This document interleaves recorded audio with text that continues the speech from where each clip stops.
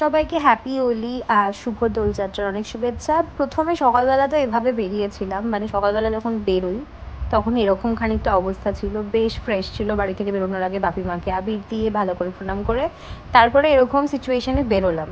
তারপরে পুন্তুও চলে এলো, আজকে ও আমাদের সাথেই হোলি খেলবে, একসাথে খেলবো। তারপরে চলে এলো এই দুই বৌদি, ব্যাস তারপর বাকিটা ইতিহাস হয়ে গেছে। ভিডিও করছে তো বাবা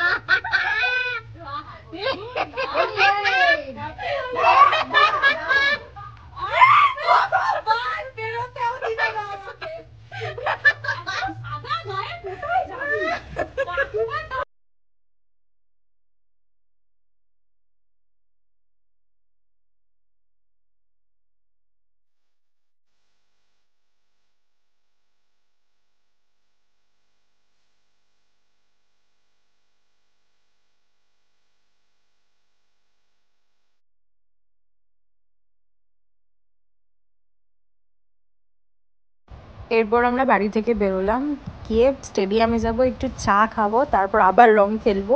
ওখানে গিয়ে চা খেলাম, খাওয়ার পর দেখলাম সবাই ওখানে মিলে রং মাখছে। তারপর মনে হলো যে অনেকেই রং মাখতে মানা করে, কেউ না বলে, মানে আবিরে কেউ কিন্তু না মানা করে না যে আবির মাখলে কোনো অসুবিধা নেই। তারপর আমার মাথায় বুদ্ধি এলো যে ম্যাজেন্ডারটা যদি আমি আবিরের মধ্যে মিশিয়ে মাখাই, কেউ তো বুঝতেও পারবে না, দেন যত জল ঢালবে তত বেশি রং গলে গলে পড়বে। তো এটাই সই, এরকম করেই আমি সবাইকে রং মাখাবো।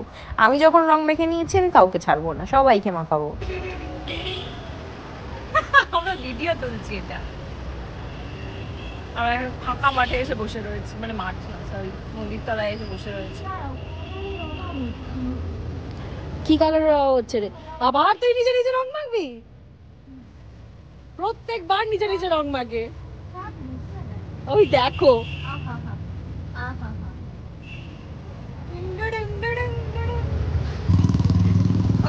কত রকমের হয়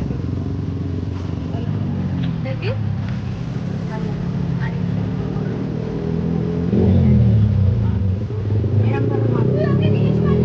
যখন থাকে না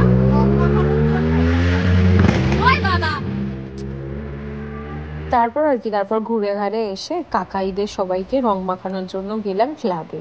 আমরা অলরেডি হাফ ভিজে রয়েছি, এরপর বাড়ি গিয়ে পুরোটাই ভিজে যাবো, এটুকু শিওর।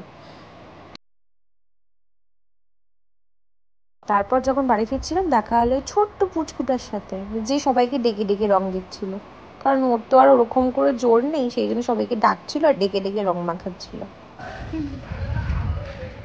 ওকে এখন জল দ্বারা বাকি আছে, আমি তো জল ঢালবোই ওকে। দাঁত ছাড়া কিছু দেখা যাচ্ছে না, কিছু দেখা যাচ্ছে না ভাই, কান ফান কিচ্ছু ছাড়েনি। আর নয় না না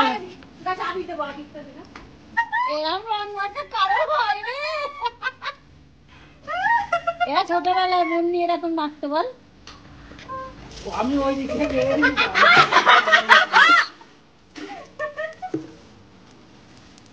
এই তো আমরা এইভাবে আজকের দিনটা এনজয় করলাম, আর তোমরা কেমন এনজয় করলে অবশ্যই জানিও।